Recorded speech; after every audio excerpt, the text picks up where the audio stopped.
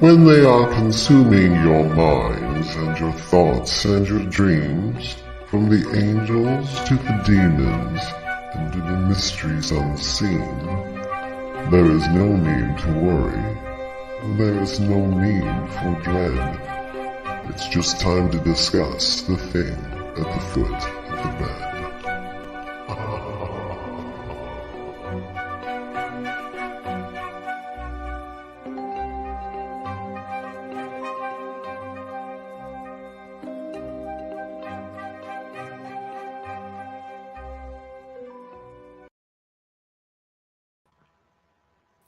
Good evening, and if you're just tuning in, you're listening to 105.3 out of New Orleans, Louisiana, and you are listening to The Thing at the Foot of the Bed. I'm one of the co-hosts of this show. I will introduce my amazing co-host in just a second. If you want to participate in part of the conversation, and you want, because we love to have you join us, your comments, your questions, and we pick somebody from the live audience in the comments to do we do the unpredictable, predictable reading sometime in our period.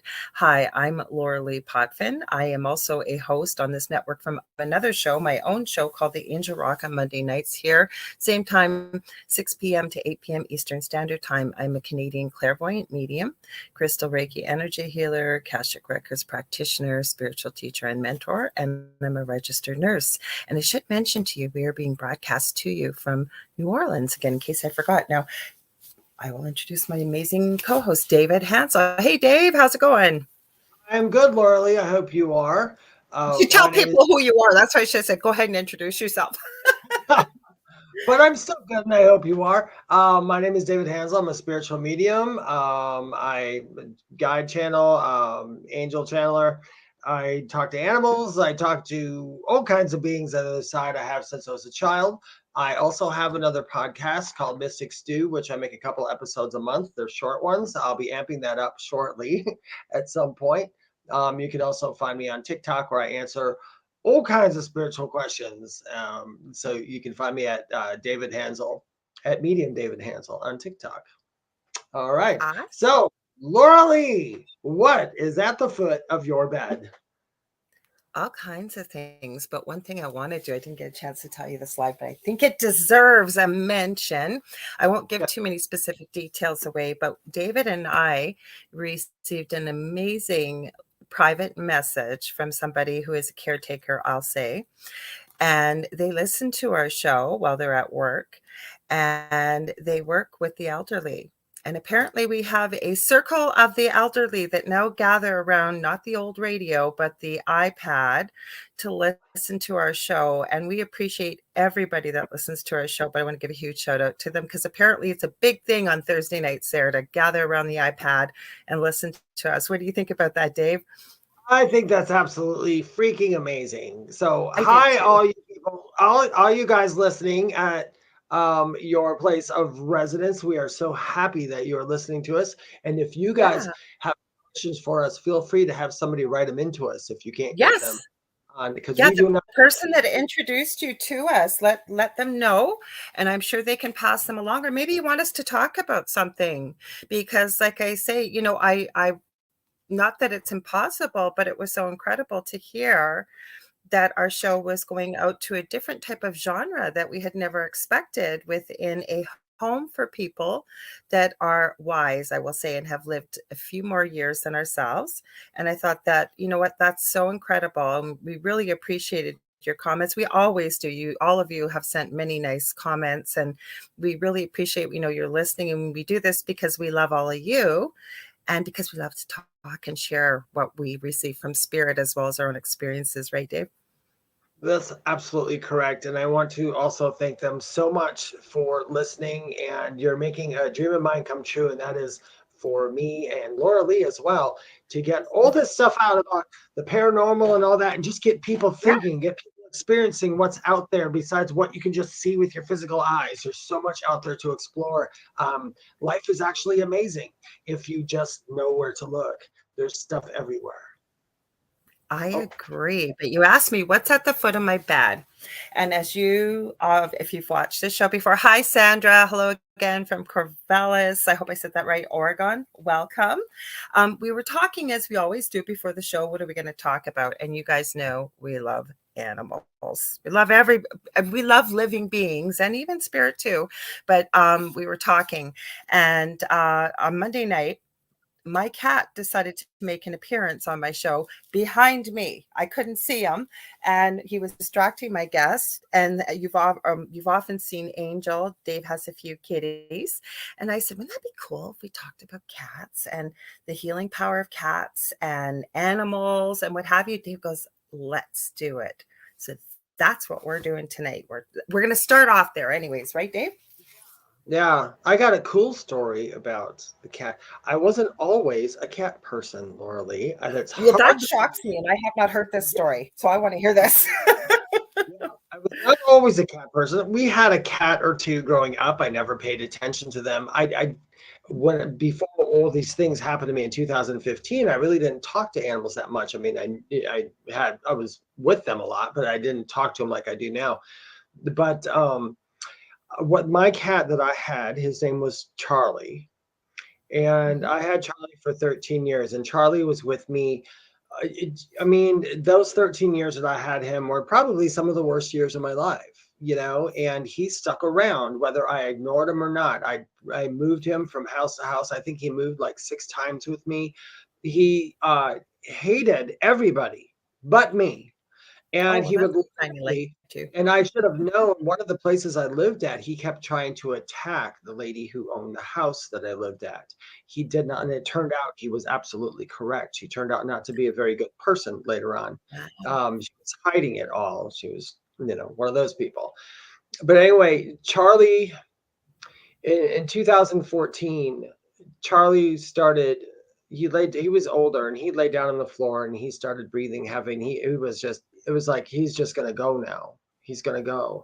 And I got down on my hands and knees, and I just whispered in his ears. I said, "Please don't go. I am not ready for you to go yet. Please don't do it. Don't do it." And it was like a minute later, if that cat didn't just get up, shake himself off, and walk around. And I thought that was weird. And I thought, I didn't think much of it. I'm like, well, maybe he wasn't sick, so on and so forth. But he had been showing signs of it.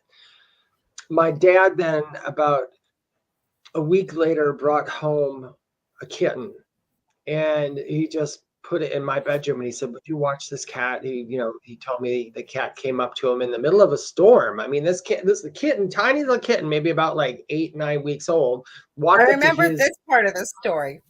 Yeah, and meowed, and my dad took him home. Well, I tried to tell the story the same way. But that cat was in that house along with Charlie for a couple of weeks. I didn't really pay attention to the new little kitty. I mean, I fed him and all that and played with him, but Charlie was my life. And one day, Charlie just kind of stared at the kitten. He didn't bother the cat. He didn't want anything to do with the cat. He would just watch that cat. And then one day he laid back down and started getting sick again. And he just laid there, and he was coughing, and he was not hardly moving. And I just went down there and I said, I understand if you're ready to go. It's okay now. And I said, I owe you everything. I owe you my life. And if anything I can ever do for you to repay you, please let me know. And then he died. After that night, I was doing stand-up comedy way back then. And I went to go do a show that night. And there's a lady in the audience who happened to be a medium. I did not know she was a medium, but she had walked up to me and she said, "You're David." And she was from England. And she says, "Do you have a cat?" And I said, "He just died tonight." She goes, "I know. I'm supposed to tell you. He said he waited for you. He waited for that. And he stayed the extra 2 weeks for you. And the fact that he wanted to make sure that that new cat was going to take care of you." That new cat I have now is Carmel. And I have Carmel's. Oh, is that Carmel? Yeah, that's Carmel. I didn't know that was Carmel. Okay. Yeah. And then when I went into the coma in 2015, I'd only known Carmel for a couple months before I started getting sick. When I came out of the coma, I did not know that I had a cat. I remember walking into my parents' house after they brought me home from the hospital, and I was like, Kitty. And I was like, I got a cat. They're like, that's Carmel. I'm like, who? But anyway, I remember later on. I remembered after a while. But I made that promise. What I'm talking about is I made that promise to Charlie after I had moved a couple years later. Every house I went to, stray cats started coming to my home. And the last one I lived at before I lived here was out in Dallas, North Carolina. And I had about 8 cats outside. They all found me. And some that had been there forever, some were very old. When I had to move from there, there was 2 of them that were very old, Whisper and Mr. Jordan. And I brought them to my new house. And I literally, when I was looking for a new place, I was literally looking for a place that was going to let me have those 2 cats or have a fenced in yard or something, because I was not leaving them behind. And I found a place, and they lived there about a week with me. And then Whisper died, and Whisper actually climbed over my fence and went and laid down in front of my bedroom window. And that's where I found him in the morning. He lay down at my bedroom window. He was still alive, and I picked him up. We went and back. It was on Labor Day. And he died quietly, and I had buried him in the backyard. And then Mr. Jordan, who never let me pet him, by the way. Jordan didn't let me pet him. He didn't want anybody. I just fed him, and I was not going to leave him behind. Jordan came up on my porch the Thursday afterwards, and he came up on the porch and just sat in front of me, and I pet him, and I had some spray foam, and I cleaned him off really good because he was very old. He was losing his fur. He was almost bald from his waist down, and he was so bad. And I just told him, I'm like, thank you for letting me pet you. And then the following day, he died. He just went in the middle of my yard and he died. But what a wonderful gift that he's like, here, you can pet me before I die. And it was so sweet. But I made that, and now my parents rescue cats. I help them rescue cats. I'm doing what I said to Charlie. I made a promise, so I did. And I now have an extra 4 cats. I have 4 cats now. I have Carmel, and I have 3 kittens I adopted. They're all related, and my mom has their mother.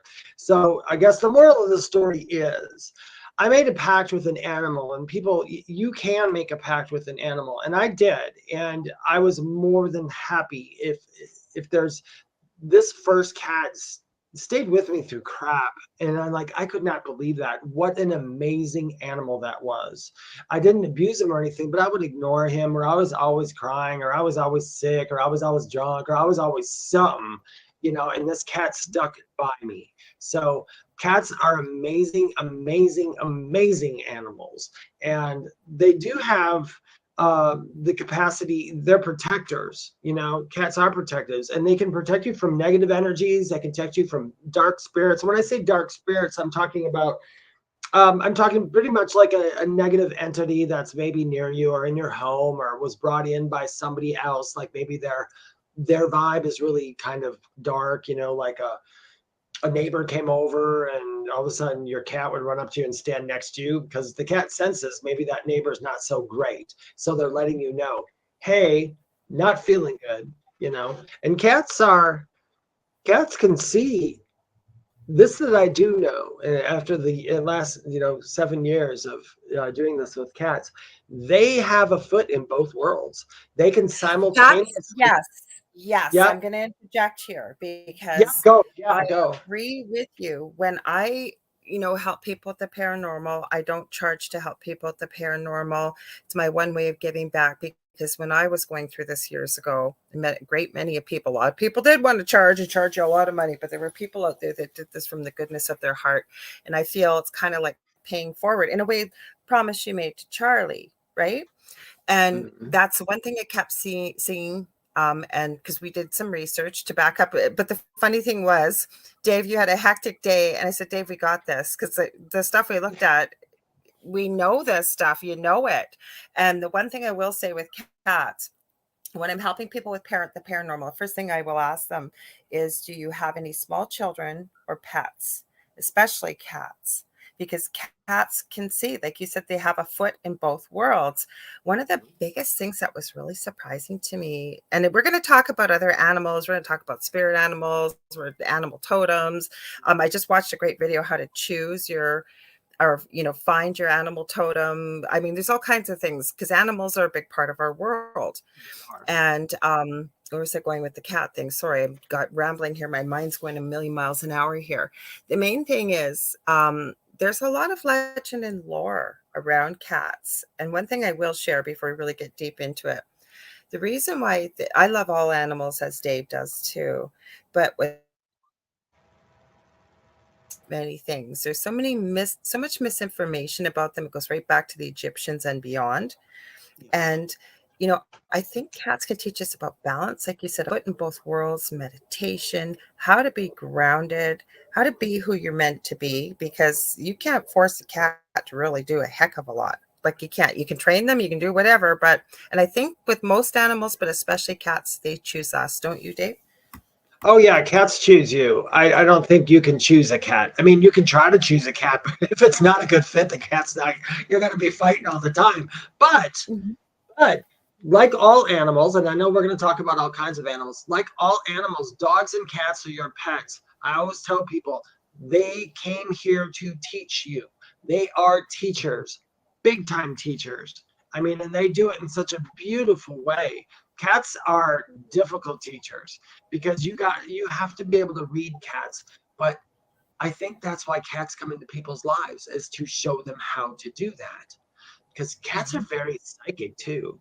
They know cats meditate all day long. I think that's But the they do. coolest. That was where I was going with that. And then I might went in a different direction. That was such a huge shock to me years ago, learning that when your cat is sleeping, lots of times your cat isn't sleeping. And you know when your cat's not sleeping because you can call their name or something, their tail will flick or their ear will flick.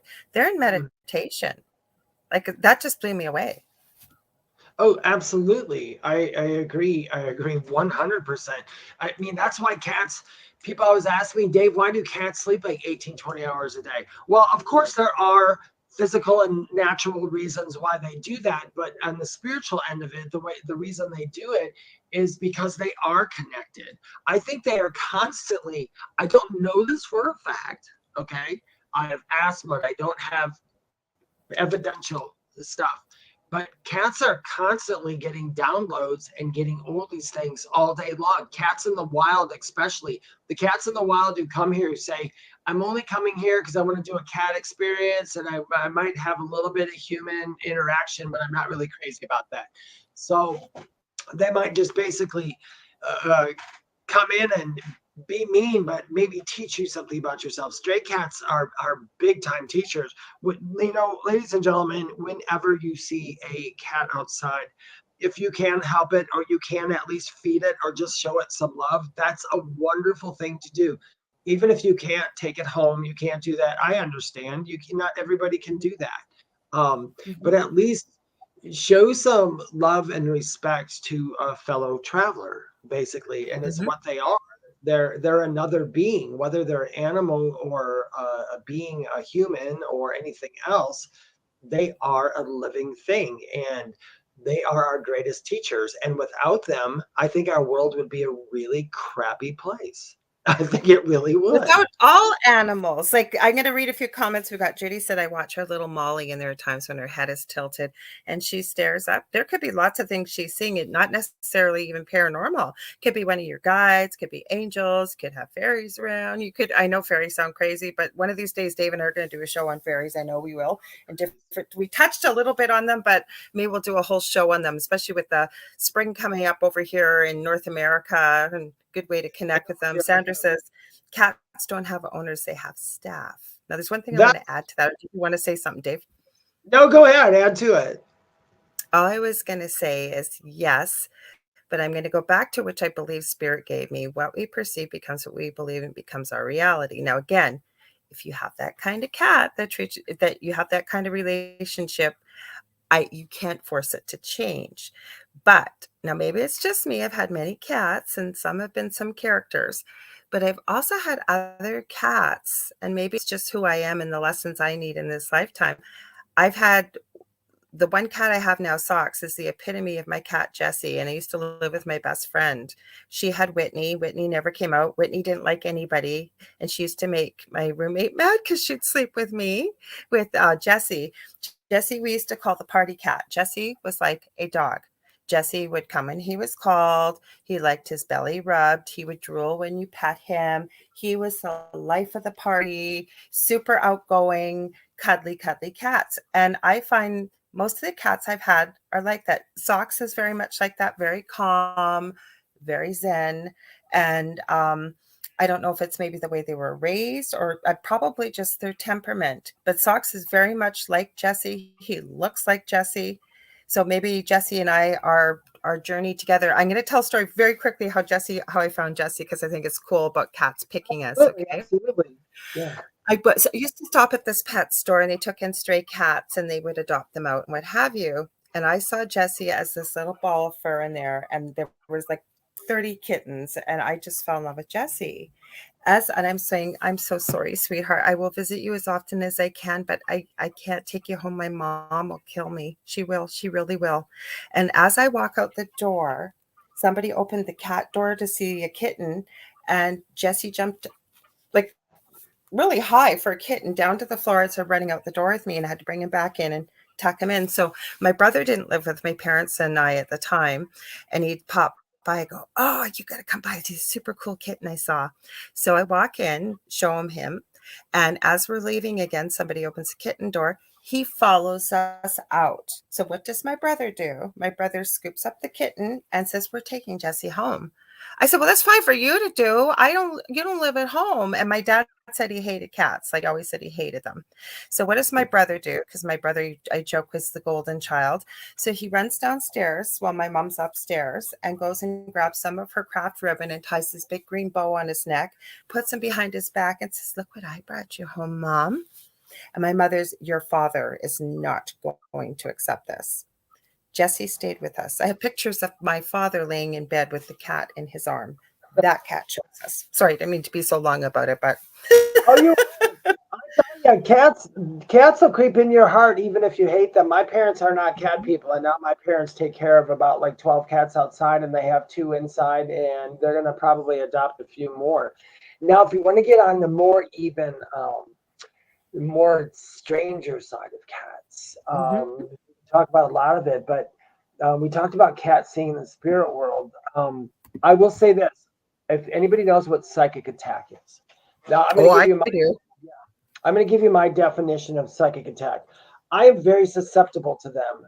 I get them a lot, and psychic attacks don't always have to come at you from another person. You can literally just pick it up. Like I remember watching, I was watching a bunch of videos about this one psychic who wrote this book, and I was watching and reading the books and all that.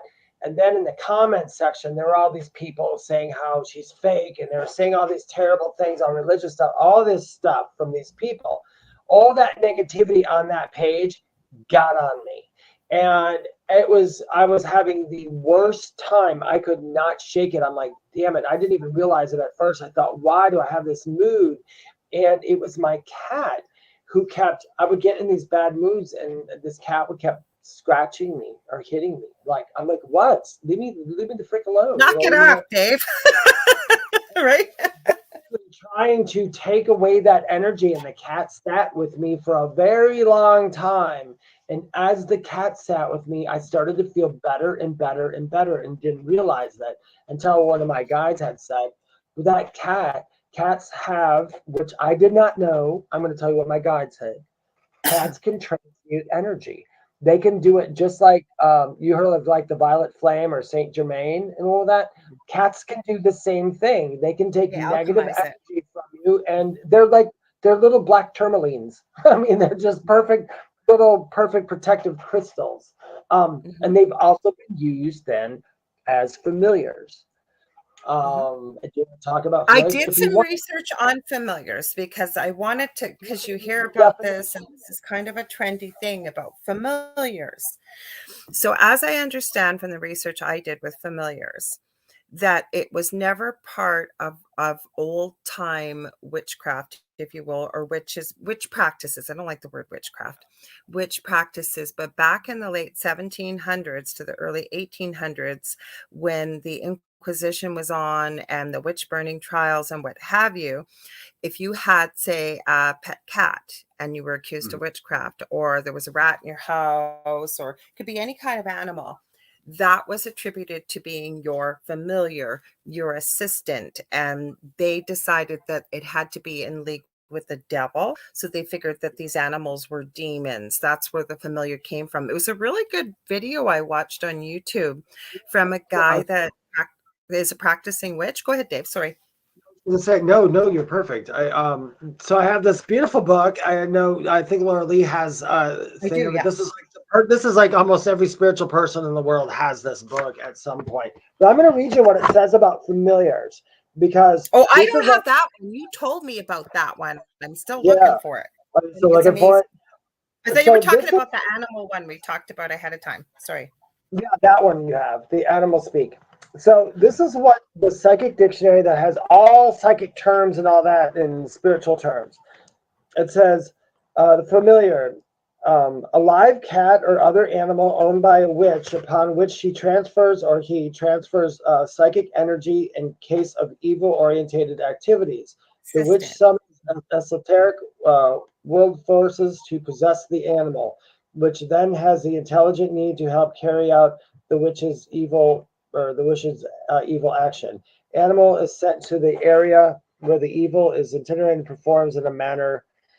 Basically what it's saying, and they're giving you like the scary definition that people do, because it was thought that some witches would get like a being that was consorting with the devil, which, by the way, you guys, that's not what witches are about. That's old folklore stuff. I'm sure there's some bad witches, just like there's bad psychic people, but for the most part, it's beautiful. It's quite beautiful, very earthy, beautiful religion. It is. It's very beautiful, working with nature. Mm-hmm.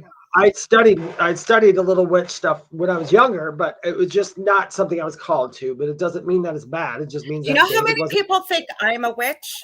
I have had so many people say this to me, and I have one friend in particular that's comes on my podcast. I got to book her back on again.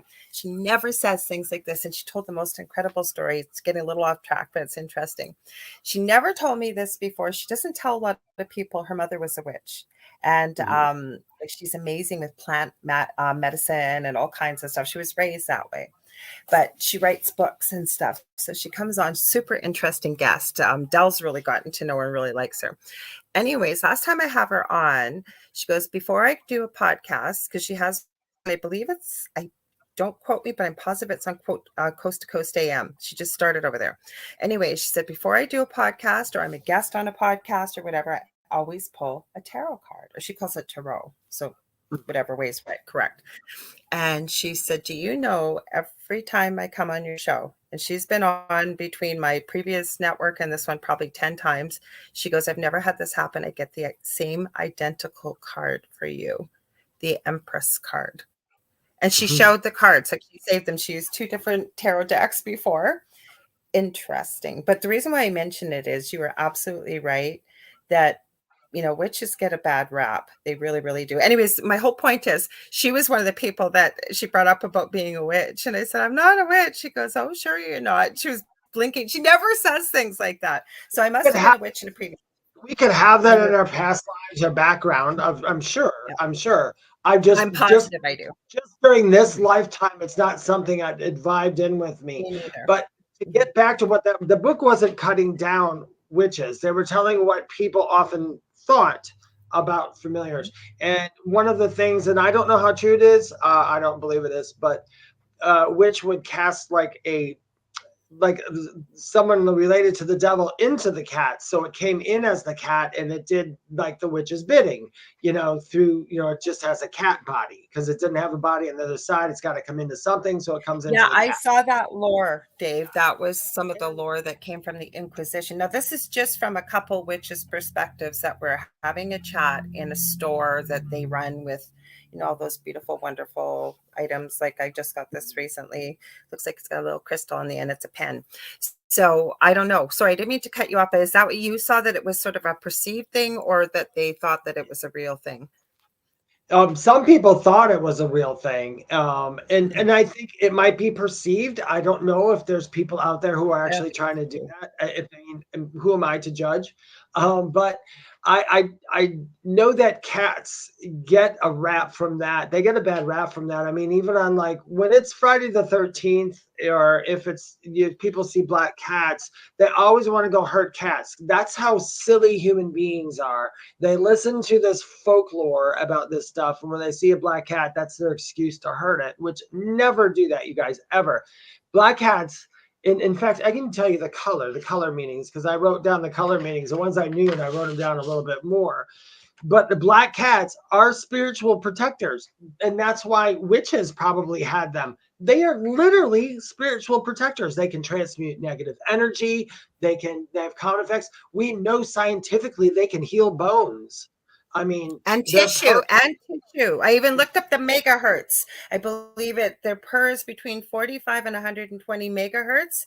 Absolutely, it's been scientifically proven. You were absolutely right, Dave. Yep, and my cats, they instinctively know, and I'm not just saying my cats, I'm sure your cats out there probably do the same thing. They know when I go to bed, if I did not have a good day or something's happening while I'm sleeping or in my bed, they are in my face to either wake me up or just to be there for it. Their purrs and those hertzes of that's healing for humans as well. There's a lady, I don't remember where I read it, and if I knew who it was, I would give their name. But they were talking about a woman who the mother had she had knee surgery, and it was really bad. And after it was fixed, the cat, when she came home, the cat literally would jump in her lap and sit on her knee and would not move. And yes, I've seen many cases. Heal faster. Yeah, it helped her heal faster. So I thought that was really cool. Now, I think that's what I came across was that point exactly you were talking about. And I do want to point one thing out too about the black cats. You are absolutely right. And it's so funny, not funny in a good way. You were mentioning how people and what they go out and do to black cats, especially on February 13th. But I have seen many animal rescue organizations specifically geared towards black cats. Because black cats are the least to be chosen. Say there's a litter of kittens they've been finding, like they have a harder time finding a home and what have you. So because of all this legend and lore that isn't true. That isn't true. And black cats, actually, they're spiritual protectors. They are protectors. If you have a black cat, most likely that black cat will friggin' almost die for you. That's how perfect they're. Like, they won't run away. They also represent security and stability. They help with certain relationships and all those things. Grounding. We fixed one of the black strays that was outside, and he loves my father. And my father is not a cat person, but he is now. And that he's an indoor outdoor cat. We got him fixed. He's happy. He comes in the house. As soon as he gets in the house, he eats at his bowl. He jumps on my father's lap and sits there. He wants to take care of my father. And if you try to take him off my father's lap, as sweet as he is, he was not happy. So that's the black cat. I'll go through some more colors later. We can read a couple comments. Oh, we can go through them. Well, I was going to show you. I grabbed some of my kitty things I've been making. So speaking of black cats, this is because you guys know I do resin. So I thought I'm going to turn around. There we go. Black cat. Speaking of black cats, there you go. Oh, I can't turn it. There we go, like that. So I grabbed some of the little kitties I made. We got the Cheshire cat. Like, they're in so much legend and lore, right? Like that story. This is another one. I couldn't believe the name they gave this mold, the demon cat, because he's got little horns, I guess they put on his head. I want to think of him as a fairy cat, like a fae cat, if you will. Yeah, horns don't always mean demon. But okay, if you want to go through some more colors. Go ahead. The tuxedo cats, like the black and white tuxedos, or bicolor cats. Those cats are literally to bring out your, if you're doing some soul searching and you want to connect to your inner child, that is the cat to be next to. That cat promotes childhood everything. It wants to play, it wants to do things. And usually that's what it's teaching you. So if you have a black and white tuxedo cat or a bicolored cat, and it bothers you all the time for toys, like brings its toys or just always wants to sit next to you, it's trying to help you with the child within you. That Can I so say many something? of us forget about. Can I Yeah, say something absolutely. about that? I could almost see that cat's one of its purposes to make you laugh. And the reason I'm going to say this is, Janie, you know what I'm talking about, because Jane sent me this picture. It's gone around. And there's a cat that has like a heart in gray. It's got white and it's gray. And when it stands, its legs together go into heart. And I don't think it's photoshopped. I've seen a few pictures like that. And then the other one, and I'm not trying to be inappropriate here, folks, but I'm sure you've seen tuxedo cat with the black face, the white, and then around the nose, it goes like this and goes up into a round shape of like female, or I'm sorry, male parts. Have you seen that? Like, to me, they're natural born comedians just by their fur pattern. Sorry, go ahead. I had to add that. The mustache. Sandra said that her older cat is a darker tuxedo tabby. Okay. Yeah, they're just amazing. And I've got two bicolored cats too. So I got two bicolored cats. They're gray and white. They're almost like striped or tabbies, but they're just dual color, just those two colors. And they're the same way. They want happiness and fun. That's why I said that. It reminds me of childhood. Like, they make you laugh when you see them, not in a mean way, but it's like, you can't be serious. Your fur is in that pattern, and they're just there for joy and happiness and lightness, if you will. Like, that's what I could see. That's why I brought it up at that point. Sorry, go ahead, Dave. Oh, you're good. You're fine. And then the white cats. Now, white cats they represent purity, peace. They're supposed to be very calming. Now, I want to say, my little white cat, my Angel, I'm sure she'll come in later on. Angel is the epitome of calming. When I sit there, he will just jump up on me and he presses in my face. He wants peaceful. He wants peace. He doesn't like when I'm angry. He doesn't like any of that. You can see that. And white cats are very rare. They're on the rarer side of anything. The next one is the ginger cats. I was hoping you were going to bring the ginger up. Okay. Oh, yeah. There's other colors and stuff, but I'm just going to stick to these ones for now. Otherwise, we'll do a 3-hour show on the colors of cats. But ginger cats, positivity. They are for positivity. They are positive. They promote positive rapport, and they also they help form long-lasting relationships. They teach you that, and I understand how they teach you that, because like my ginger cat, my little baby cat, he stayed with me once again, just like Charlie. He's even when I'm not around, or even when I just don't want him near me, I'm just like, Kitty, Carmel, I got to do something. He's still just calm. He will just simply walk over and sit next to me until I'm ready. And then when I am, I'm like, come here, Carmel. And then we're all over there. But yeah, and then we should go back to the Egyptians. You were talking about the Egyptians and cats. They literally. It's really interesting. Oh, sorry, Dave. Go ahead. I have a bit of the delay. I forgot to tell people. Go ahead. What did you say that last part?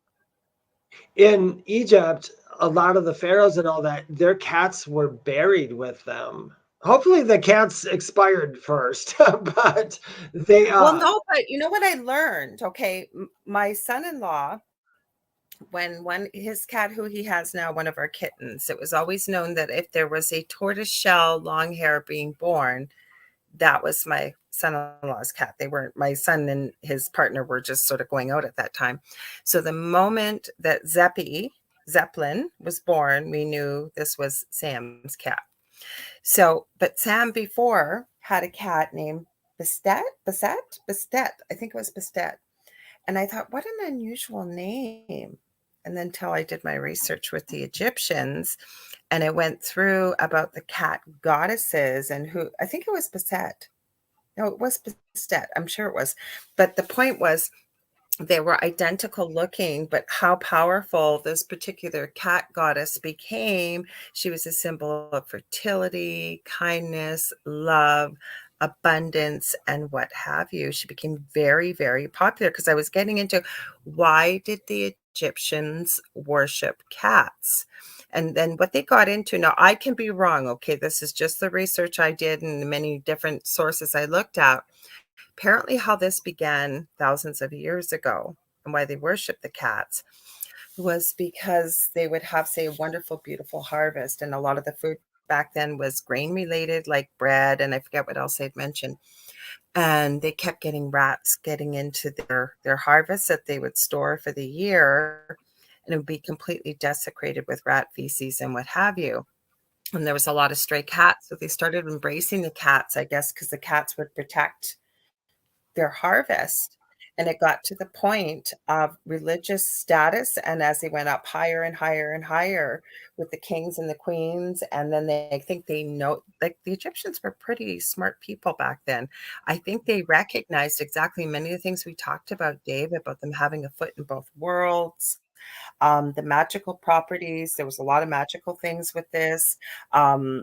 They started the one podcast I was listening to yesterday about how this one man was being chased, this guard, a Roman guard in Egypt, by a whole city, a whole town of Egyptians. And they were saying, I wonder what his crime was. Well, you knew what his crime was. He had hurt one of the cats. And so this is how this started, is what I had received, I guess, through my knowledge search. What did you discover at all with the Egyptians? Anything? Basically, the just stuff that I know is like you said, I had heard that as well. Back in those times in Egypt, you did not mess with a cat because it was almost, I believe, almost punishable. I mean, really punishable. I don't know what they did to them, but Like cats. Yeah, they knew back then that cats had a connection to the spirit world, and somewhere that got lost in just regular humdrum 3D, just life on Earth. People just think, oh, it's a cat. Oh, cats are messy. Cats ignore you. You know what? And that's kind of bull, because cats, all four of my cats know their names. And they're only 11 months old. They all know their names. They come when they're called. They know the word no. They know all kinds of words. And so cats are not stupid.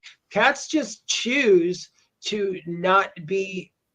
We think that they're not obedient, but they really are, because your cat might not come to you when you call, but that cat, come hell or high water, is going to protect you from anything it can, all the time. Well, a lot of things I read too, and I've seen this about cats waking up. One person, I guess one woman had her heart had stopped, and the cat kept pouncing on her chest. It got her heart restarted. They have saved families. I've seen video clips of this little cat come roaring out at their little 3-year-old, because they're very maternal. A lot of people, there's the old wives' tale that you can't have a cat around a newborn because it'll smell the milk breath and smother the child. Not true. But because they're so maternal, they recognize it's not their kitten, but is the youngest member of the family and very helpless, so become very maternal. And the one video that I keep thinking about that I saw that I was absolutely amazed at, there was a little 3-year-old playing out in his driveway, and he was, I don't know, some little rolling car or whatever, and somebody's big dog with a bad reputation. The dogs, like pit bulls and whatever, get a bad reputation. No bad dogs, no bad animals, bad owners. I'm sorry, but it's true. Anyways, it went to attack the little one, and it just went to bite it. And this cat comes out of nowhere and just launches itself at the dog and just becomes like a leopard or lion. That dog took off wailing. And the cat was 1/10 of the size, but they were talking about this, about how they will protect, like you said, protectors, healers, taking negative energy, transmuting it. And again, Dave, you sort of touched on this, that if you've got somebody that comes in your house and your cat doesn't like them, I would trust your cat, because your cat is very perceptive, right? Yeah, they do. They usually always know. I had another point about cats that was in my head just a second ago, and I'm sorry, you should have just cut me off. That's okay. I just forgot it all of a sudden. It'll come. If I'm talking, just cut me off and throw it in there. But cats as totems. Thank you. They reminded me. So if you have, we'll talk about this, I guess now we can, if we want to. There are things called totem animals and spirit animals. They're interchangeable, the meaning, but I'm going to tell you how I do them differently. When this is for me, so it doesn't always mean it's going to be the same for you. For me, when an animal is a spirit animal, well, it's two things, because I'm a medium. A spirit animal can also mean an animal and spirit to me that I can talk to. But a spirit animal, usually if you come into this life and you have an affection for horses, like from age 2, it's like horses, horses, horses, horses, and it's into your 30s and 40s. The horse is most likely your spirit animal, which means there is a horse on the other side that is your best friend, and it's watching you during this lifetime, because they don't always share a life with us. I mean, they can, but they don't always. Sometimes they want to sit back or they're with somebody else. So there's that. They are always, that's how I define spirit animal. Now, a totem is the consciousness of kind of a group of animals.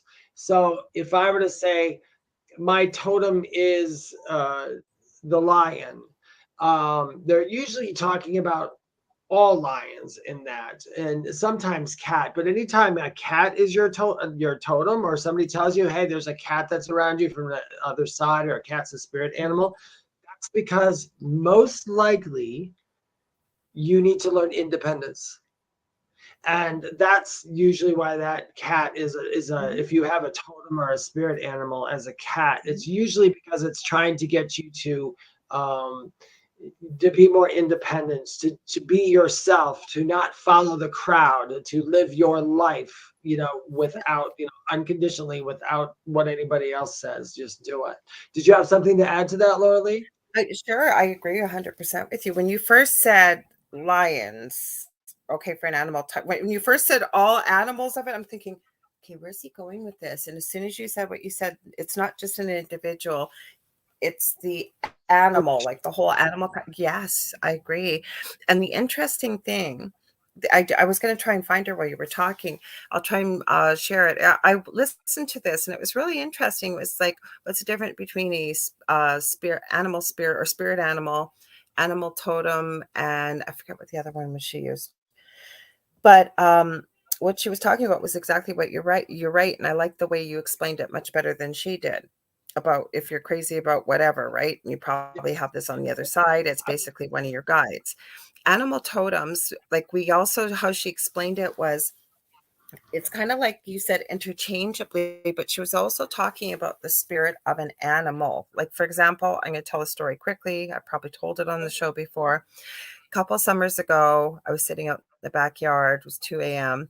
And I just made this little glass fireplace and I was enjoying it, right? And I was looking on my phone and I felt something licking my fifth toe on my foot. And I'm going, oh, isn't that nice, Emmy?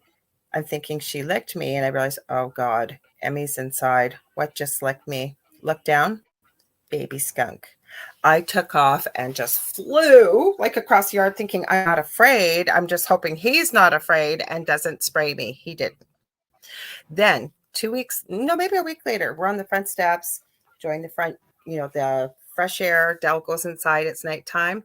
That little monkey came from around where I live and came charging right up and stopped right in front of me. And again, I'm in the doorway going, nice, skunky. Okay, sweetie, time to go back to mom. Because, and again, I wasn't afraid of him. I would have loved to have pet him, but I didn't want him to be scared and spray me. To me, that's a sign from the animal realm for something, especially an unusual animal like that. They don't usually act like that. Like I would think for one of them to come up to you and lick you, he could have bit me. He could have done whatever he wanted. He didn't. That, to look at what was going on in my life that would be attributed to a skunk. And there's many people that look at the animal properties of animals, of what they can represent. I think it's a place to start, but I also think it's an individual perception of what that animal means to the individual. I don't know what's your thoughts on that. Oh, I do believe that, because a lot of stuff that happens to us, signs or anything, or even anything, it's how you feel when it happened. If it came with a positive feeling, most likely whatever you're thinking is the correct thing. If we can go real quick before I forget, I've wanted to this is from what I believe. So any paranormal people out there, or people who love going to these houses and investigating, if you see cats outside that house or in that house, and stray cats and stuff, it's not just because there's food available and there's nobody there, they're going to hang out where the energy is. So if a house guy has a lot of energy in it, we'll use the word haunting, but haunting basically just means not leaving someplace for whatever reason. That's how I'm putting the word haunting. Because there's many reasons, which, we could get into for a whole nother show. But that's those cats pick up the energy of the departed ones who still love to hang around those places or are there, know how to leave, but cats are there all the time. And like what I did say, to reiterate, with consciousness, yeah, that's exactly what I meant. Like I have spirit. I don't know who my spirit animal is because I love so many animals. That's kind of how I feel. Mm-hmm. Yeah, but as totems, I mean, when I was studying Reiki and I took all my Reiki classes, the animal that showed up in every freaking meditation we had to do or everything was always a lion. And now I've had fox and owl. Fox has been with me since 2016. And who knows how long, but fox is there all the time. And then owl is also there. Now people ask, well, what's the big deal about how do you know it's fox and owl? Well, there's different ways we know, but because I have owl is very, very, very connected to owls. We said this before. Owls are connected to the other side. Owls are also connected to other worlds. I'm so glad you said that. I was just thinking that. Yep. Mm-hmm. Yep. Belong to other worlds as well, and they're silent flyers. They are one of the number one predators. I mean, and they can literally fly through the night sky and grab a teeny tiny mouse. Now I think they're devoted too, because they pair up, if I'm not mistaken, don't they? A lot of these birds of prey do kind of, maybe not for life so much owls. I don't know if I remember that, but even as parents, when they're raising their young, like they are very bonded together.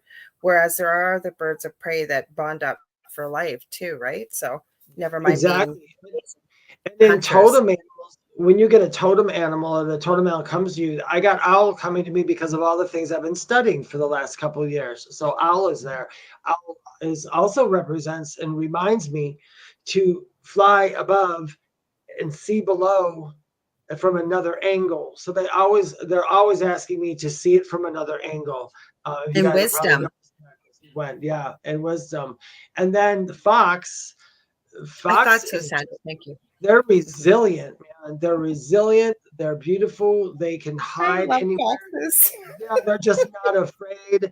Yeah, so that's why I have fox. And sometimes they're interchangeable. Fox is also one of my spirit guides as well. My spirit guides will come to me sometimes as fox.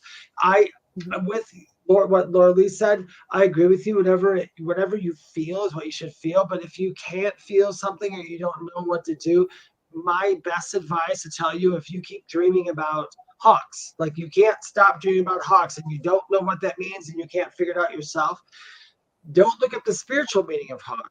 Look up what a hawk is. What does a hawk do? What's the traits of a hawk? Because most likely the hawk's in your life because it wants you to pick up these traits that it represents. So that's how I look at totems and spirit animals.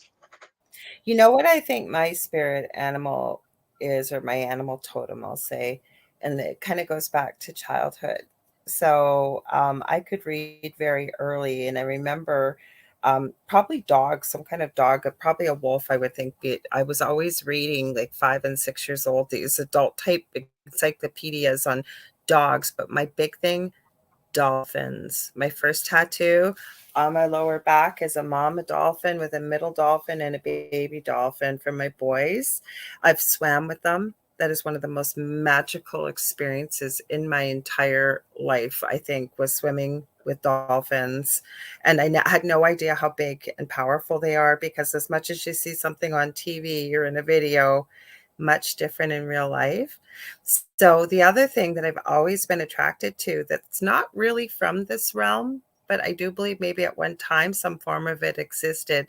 It's not really, it's a unicorn, but it's a Pegasus unicorn with the wings and what have you. So, I think also so I don't know if you could call them animals per se, because they're not walking the earth as far as we know, but even dragons and things like that. Like, I think the magical powers that are imbued with them, but I think they also embody some type of animal energy too. What's your thoughts on that, Dave?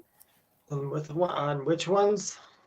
Well, like dragons or say unicorns or what have you, like, because they're not horses, but they kind of embody the energy of a horse in certain As far as I ways. know, all the animals that even went extinct or all those things, like dragons, all this other stuff, whatever you believe, I'm not going to make you believe it, but their energy is left behind here. And that's why, like, dragon energy to me is very, very strong. So if dragons walk the earth, which I believe they did, Oh, I some do. people refer to as dinosaurs, we won't split hairs here, but they have a presence about them. A lot of animals do. There's the collective of animals is unbelievable. If you are a psychic person or anything, if you ever meditate, ask to be put in like just the consciousness of animals, just that area of that living consciousness that represents all animals. It is so profound and so beautiful, and it's raw. And that's the weird thing about it. And two, if you have a totem, somebody tells you like your totem animal, a lot of people is like, what is my totem? Is it a big grizzly bear and all that stuff? No, it could be a turtle. But people will always say, Hummingbird, oh, look, dragonfly. mouse and the lion. Somebody was upset one time because I said that their totem that was with them right now was a mouse. And they said, oh, I thought it was a lion. I said, it might have been, but that's not who's with you now. And they didn't want the mice. They wanted the lion. And then I explained to them, in reality of who they are, think about what a mouse can do that a lion cannot in their specific situation. A mouse can run, it can hide, it can go into small spaces. It literally just is in the moment of life. It's in the moment. It doesn't think about the future or the past. It's just there. So maybe that was why somebody had that spirit animal. So regardless of what the animal is, don't think because the bigger it is, the more powerful it is. Because that is so not. Hi, Annabelle. Hi, Howie. I was going to say, too, something that I think can be very helpful to people that came up in some of the research I was doing, that say you need some help in life. Maybe you got to prepare for a presentation, whatever it may be in life. It doesn't have to just be that, but you're nervous about it, or you're concerned, or you're not sure, maybe you don't feel strong enough, whatever that may be, we also have the animal realm to call on. You can literally go into a meditation, or before you go to sleep, ask to borrow some of that courage from, say, you feel like the courageous lion or whatever. You can ask to, if you will, for them to assist you, to stand by you in spirit and lend some of their energy for whatever you may require. Say that you have to do something that you're concerned about doing, whatever that may be. If you feel that something's healing, a certain type of animal is healing, you can ask for that energy. Like I say, I think it's very individual, because again, I think it gives us a place to start, just like with books on crystals. But I also always, when I'm working with people and mentoring them, that people also, I feel, if you feel a certain crystal means something to you, that's okay. I don't think there's major rules in here that, no, you can't do this or you can't do that, because we're all human. We're either channeling it or receiving it or feeling it, and we're sharing it for the good of others. But that doesn't mean that everybody's not an individual, right? Some people may feel differently about something. Go ahead, Dave. No, absolutely. I absolutely agree. It's so silly sometimes, the way people are. If the one thing about, and I tell people with spirituality, ghost hunting, all of this, all the paranormal, all this stuff, all of us in the paranormal world and spiritual world always have an open mind. We do, because in spirituality, things are constantly changing because we get new information and stuff like that. So it is imperative. Yes. I'm going to share a message that I shared on my show on Monday night, because Spirit woke me up. I've been practicing on lucid dreaming after the guest I had, not this Monday, last Monday. And oh my I got, I have also been practicing practicing lucid dreaming the last 2 weeks. I haven't That's had much time to talk. I had no idea. Okay, so then I'm going to share this. Okay, so I freaking got to the weird. point. It was early Sunday morning that I was in this dream, and I realized I was in a dream, and we were all in a group of people, and we were talking about consciousness and spirituality.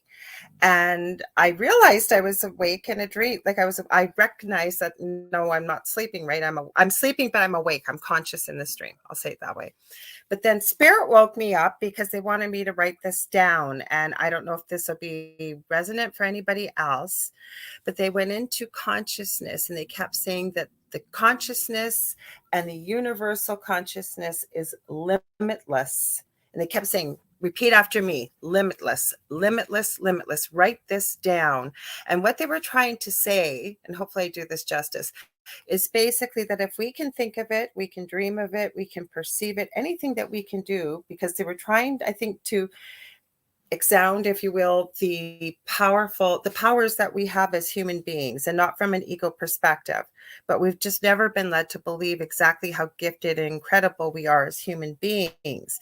And they were saying any of these things, we can think of it, dream of it, perceive of it, think about manifesting it, there are no limits. It is limitless. But where they were going with the universal consciousness was that when there's more than, say, one of you, there's two of you or more, all focusing on the same things, how exponentially incredibly powerful that is. But that's kind of where I wasn't trying to get really spiritual tonight, but I'm sharing this because we're talking about some of these concepts with animals, but they were talking about this with anything in life. It is limitless. If you have to ask, is this okay? It's more than likely okay. I always say, if it's meant for your highest good and it's meant in love, you can't go wrong. I was going to say, what does Sandra write? You can have more than one totem at a time, Yes. because they reflect the lessons of nature we need to adopt. No, that's absolutely true, Sandra. Absolutely. I am agreeing with you. You can have several totem animals. You don't have to have just one. Ed said that his spiritual animal has rabies. Oh my gosh, Ed, I can relate to that. You know what? He had to change his name, and I'm going to draw attention to it. He's Howie Odell on Facebook, and somebody has stole his profile and he can't get it back. So he had to open a new one. So it's Howie. Howie's super hilarious. He really, really is. So you guys, if you find it Howie Odell, that's not Ed. So feel free to report it, because poor Howie had such a buildup on that account and it got stolen from him. So but I understand where he's coming from. My spirit animal has rabies. I like what Sandra shared too. My mom for a time referred to me as the mouse that roared. I think that's kind of extending what you were saying, David, about it's not the bigger the better, right? Yeah, like a mouse can be very powerful. With every animal has gifts. Yeah, the mouse that roared. That's very. You know what? I wanted to talk real quickly before I forget it, because the way my brain works sometimes. Let's talk about paranormal for a minute, just the ghost stuff in the house. Yes, let's get into it.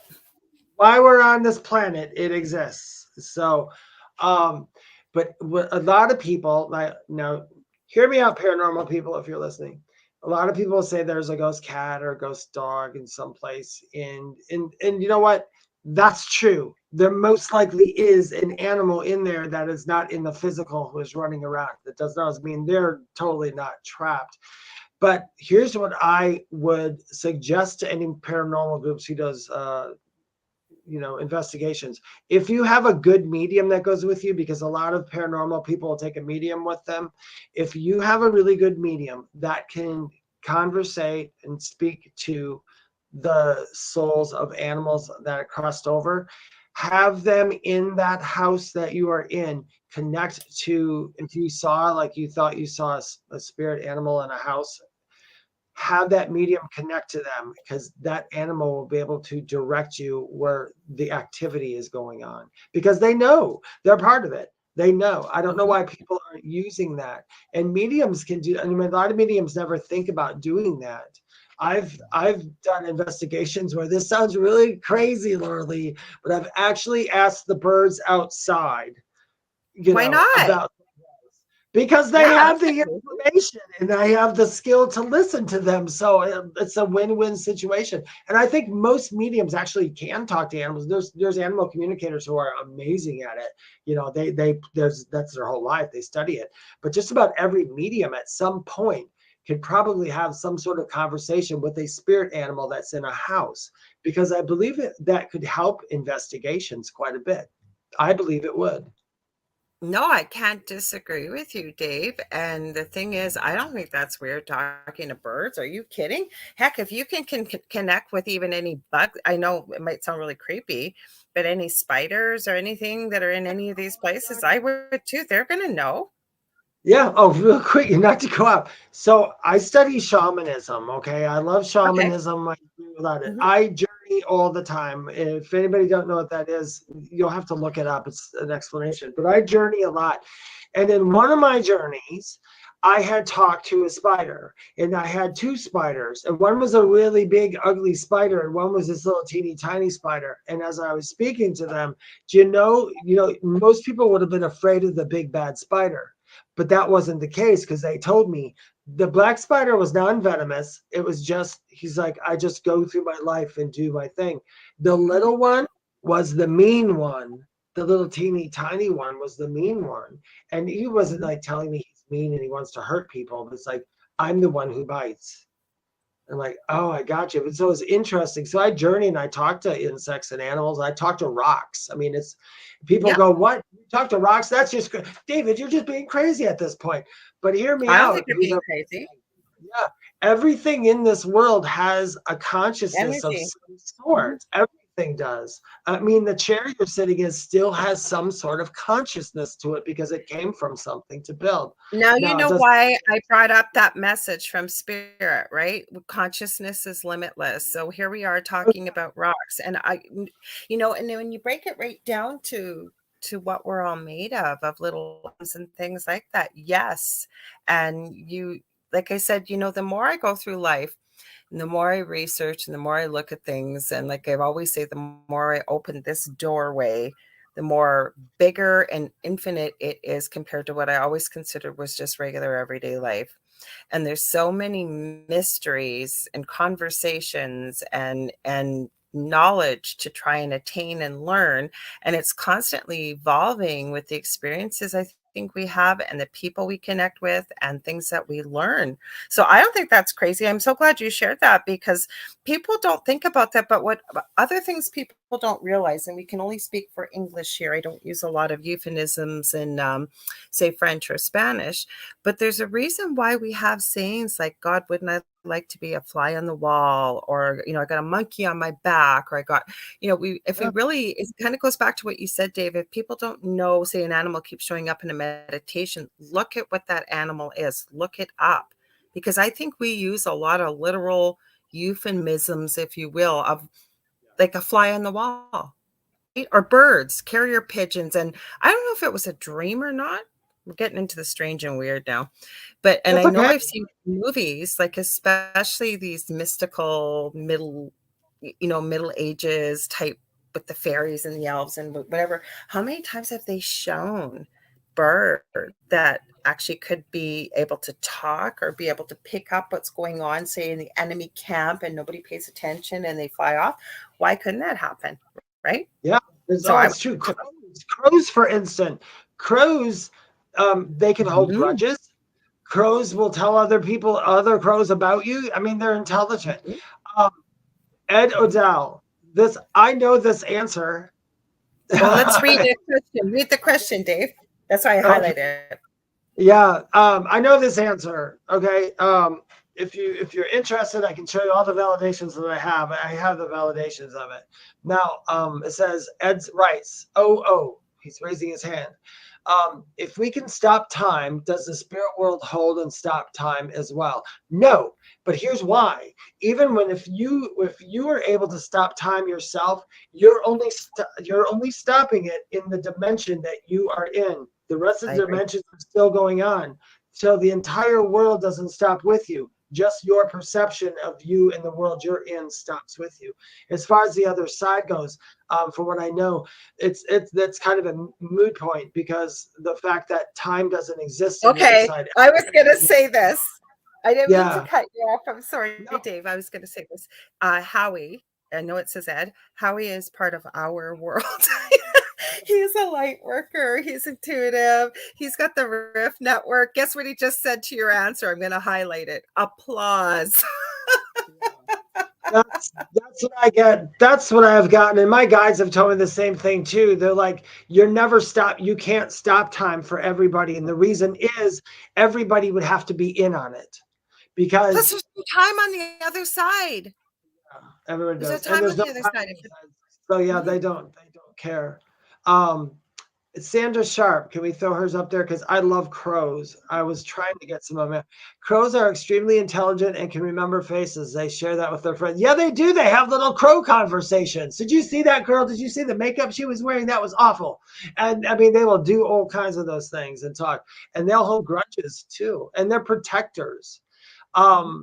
Sandra, just because this is a fun side note, a lot of times when I get out of work or like go to lunch and my day job and I'm always tired and I just run out to my car because I just want to get the hell out of there. More times than not, if I'm having a bad day, all these crows show up in the big street lamp that's right next to my car, and they are so vocal when I go out there and talk. I wish I had a moment to sit and try to figure out what they're saying.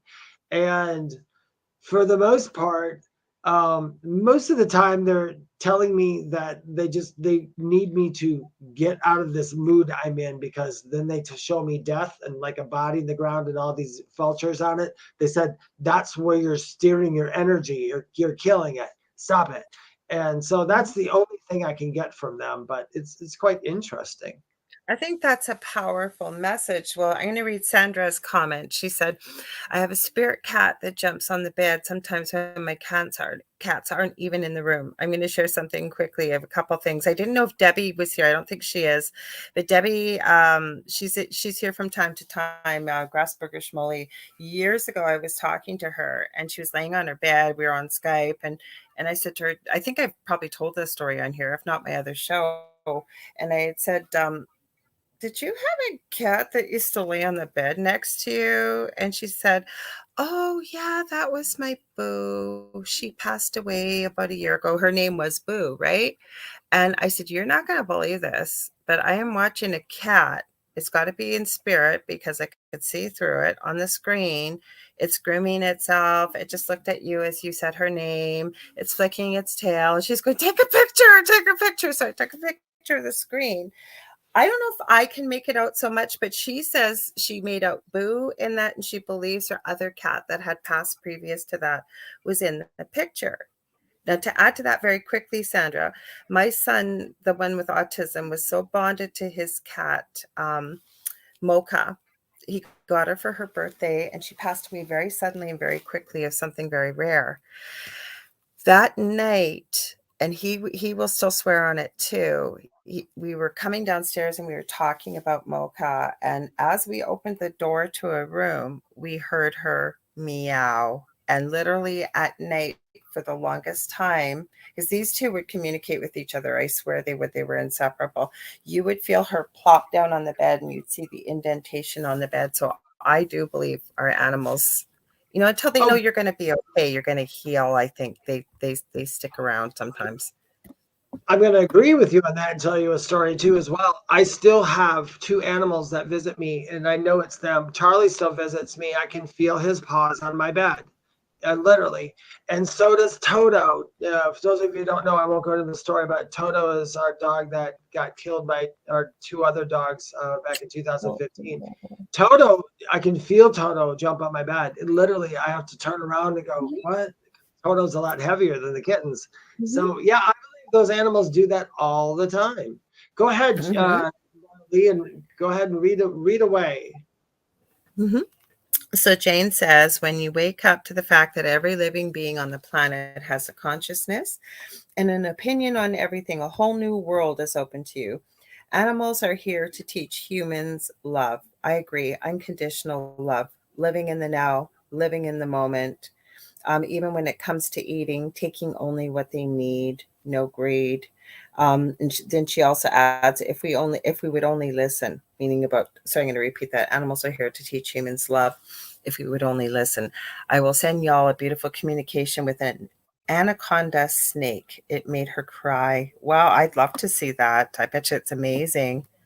I talked to a lizard one time, and all of it was validated, and it freaked me out. I never thought about talking to a lizard before. That's why I brought up dragons. That's why I brought up dragons and unicorns, because although they're not our usual type of animal that we think of on this planet, right? I kept thinking with dragons, lizards. And, if we think back thousands and thousands and thousands and thousands and thousands of years ago, things apparently were much bigger back then than they are now.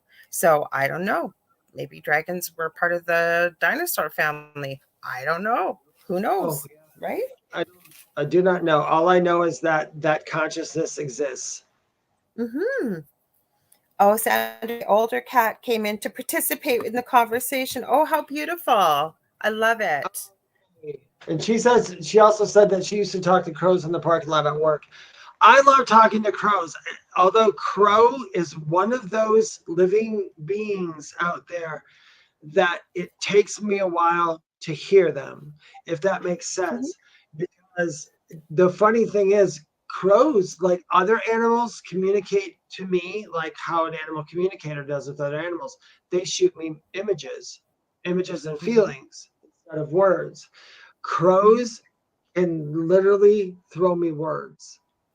So wow, I need one. So I don't think it's me. I think it's the crows that can do it.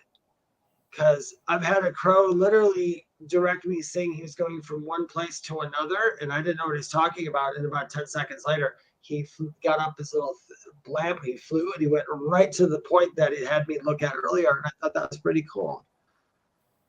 Well, you know who I've been trying to work with and communicate with? I have a lot of little chickadees out, and as most of us do, we're in the area I live in, Northwestern Ontario, and probably all around North America and wherever. And they've been coming, and they get as close as about 3 feet away. And I don't know if they sent this to me or not. I'm working on animal communication. I know I've shared that with you, Dave, and a few other people. But all of a sudden, I literally got pictures of them being hungry. They were hungry. Were very, very, very hungry. And they were kind of tilting their head. And so I went inside. It kind of spooked them a little bit. I tried to move very slowly. And I tried to remember what you've shared with me and my son, who communicates with animals, to send them the picture. I'm bringing food. The next day, holy crap, for the next couple of days, do we have a party out there? Because I put sunflower seeds and what have you. But you know what else they showed me? And they had to have shown me. I put it up on the window ledge without thinking. And of course, my cat thought it was actual real TV to look out the window. And I think it kind of spooked them. So some of the stuff had fallen on the ground. Like they literally, I swear, gave me the picture that it would be better to place it on the ground for them. They feel safer, they feel more secure, and they'd feel more relaxed eating. Now, I could be wrong, but again, that's what I received from them. Yeah, once you do animal communication for a certain amount of time, you start to learn how to get validation for it, and then you can trust it better. Animal communication, I think, is a lot harder than talking to people over there, because every time I talk to animals over there, I mean, they're aware of themselves, but they weren't aware of their colors. They weren't aware. They didn't care. So it's hard. They'll just show me what they look like. But I think that's pretty cool. I love that. I saw another one to answer, but I cannot find it right now. What was it? Cassandra said her kitty left after she told us that she would tell us that he came into the room to participate. Well, I'm feeling almost, Sandra, that your cat knows that he doesn't have to be in front of the computer beside you to participate, that he just wanted to let you know he was there to say, yeah, I'm going to be part of this. But I think he understands. I could be wrong, but I think he realizes that whatever he wants to participate or communicate or whatever, he knows he could sort of do it from anywhere in your house. I think so. Hi, George Lunsford. Right? He just popped in to say hi, George Lunsford. Oh, hi, George. Sorry, he was probably at work, and how he was talking about that a bunch of crows are called a murder. Isn't that a terrible name for them? Eh? It is. Crows. He put another thing on there. Oh, he did, and I think we should read that. You're right, Dave. I highlighted. You want to read it because I didn't see that at first. Howie, thanks. It says this. He's talking about when one crow passes, they all come together to mourn. They do. Crows mourn each other's deaths. A lot of animals actually mourn another animal's death. You'd be surprised on how many actually do. They if Ed, did you know that if the crows see you hurt another crow, Oh they will yeah. stalk you. They will stalk you all the time. I just know they're very they're almost very emotionalist. You know what the crows reminded me of? Almost the reptilians. Okay, so let's talk about that for a minute. So, and how did they remind you of them? The reason they remind me of that is because whenever I think back to when I first met that reptilian one and how I felt and what they showed me, crows give me that same feeling. They're not narcissistic, but they're very, I'm royalty and that's okay. But they're just like, I am who I am. They're the most confident animal that I think I know. They're so confident about themselves and they're very What's not to be confident as a crow, though? Think about it. They even have the ability to duplicate human speech. Oh, I know. That's another one. Mm-hmm. Some of those animals, I think some of these animals we have are not our origins here. If anybody out there has ever saw the movie Hitchhiker's Guide to the Galaxy, did you ever watch it? Seen it. I've heard of it. It's my brother's favorite book, apparently, but I've never seen it. It's a confusing movie, but it's very fun. It'll be right up your alley. You'll love it. But in the beginning, before the dolphins knew that the earth was going to be destroyed. So the joke in the beginning of the movie, what they were singing, they were saying thanks for the fish. Bye-bye. That's what, because they were singing during the song and the translation was thanks for the fish. Bye. And the aliens came down and they got all the dolphins out of the sea. You see them all being raptured almost into the thing. Yeah, but haven't you heard that theory that they think that a lot of the creatures of the sea, like dolphins and octopi, are actual alien species that have been put here? Yeah, or they're in very least, I believe they're seated here, just like human beings are seated. Like when whether I don't want to. People, you can believe whatever you want to believe. I will never tell you what to believe, but I don't believe in the evolution thing. I believe we did evolve at some point, but we have been tweaked. And I think the same thing goes for like dolphins. I think dolphins are literally the ETs of the sea. Mm-hmm. I told you, I have been so attracted to dolphins such a little girl. Like I still look back and think, how the heck could I read a book like that? It was like a veterinarian type fact book on dolphins. I think they insisted that I had to take this book out of the library, and I read it and I like learned everything there was to know about dolphins and the size of their brain, and like this is like a 5 or 6 year old kid wanting to do this. And then same with dogs. I wanted to know every kind of breed of dog and how do dogs work. And like I was always very drawn to animals. Now something very funny, and this would have been after I had my NDE as a toddler. I was terrified of animals to the point. I was terrified of everything. Believe it or not, people, I was shy and scared to speak till I was 16. I haven't stopped talking since. But I was so terrified that my parents figured that they had to get me a dog as a 3-year-old or it was going to become a real problem as I got older. The problem has become I haven't stopped loving animals ever since. Neither. I could not do without them. I will literally sell all my possessions to help a cat or a dog. Well, what if we said, Dave, if we won the lottery, what would we do?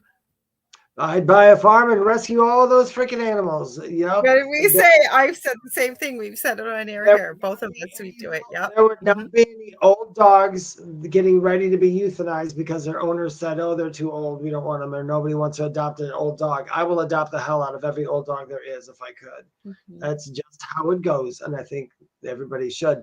Sandra writes, crows are very community minded, that may be why they feel superior to humans. I agree, Sandra. I really do agree on that. They look after each other better than humans do. And they do. Because they see what we do to each other as humans. Yes, because they're very observant birds and they have a memory. They have a bigger memory than most birds. It's really quite fascinating. I don't know what people are who does a study of birds, but I think those people are really cool. I would love to talk to them one day to find out. Jane Walker talks about whales. Yes. Now, there was an old thing that I heard a long time ago. It was in a book that said if God were to come back to Earth, it would come back as a whale. Oh, do tell. I haven't heard that one. Do tell me about. Tell us about that. That's just it. And when I think about it, I'm like, whales really have unconditional love for everything. Like giant humpbacky whales type thing. We're not talking about killer whales and all that. I'm talking about the largest whales in the world. So they're at the top of the food chain pretty much until they die. They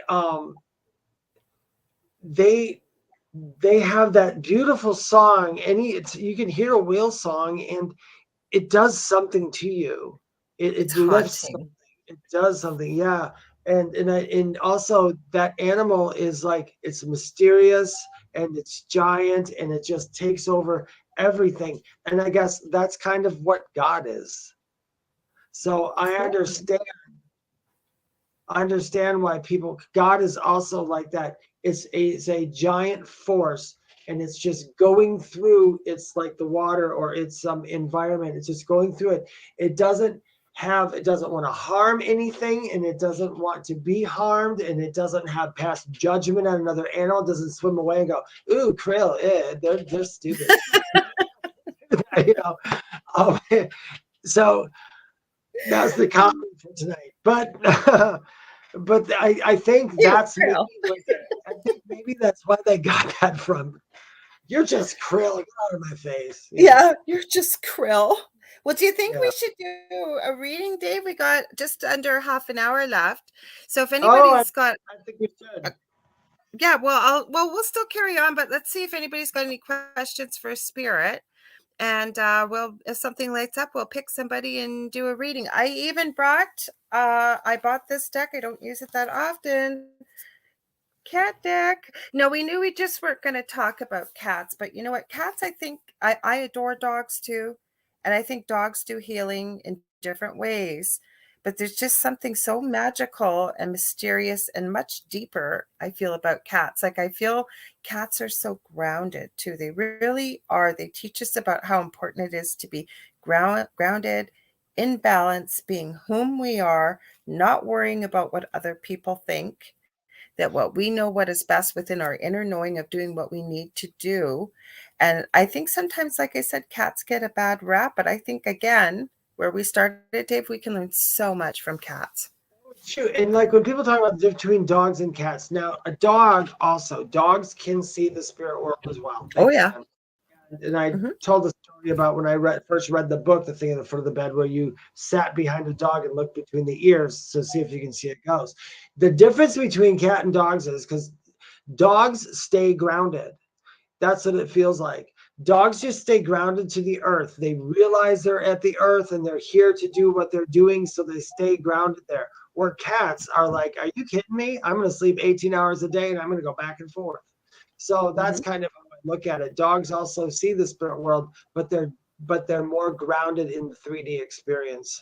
Yeah, but dogs are so different, right? Because what people forget, not everybody, but a lot of people, what they forget, they try to really humanize. Like cats, there's kind of let you know there's no way, no how you're humanizing me. There's certain humanizing characteristics, whereas with dogs, people will try and use human psychology with dogs and not recognizing dogs have descended from wolves. So it almost, I almost, and I'm still studying, still learning, and I've had them my whole life.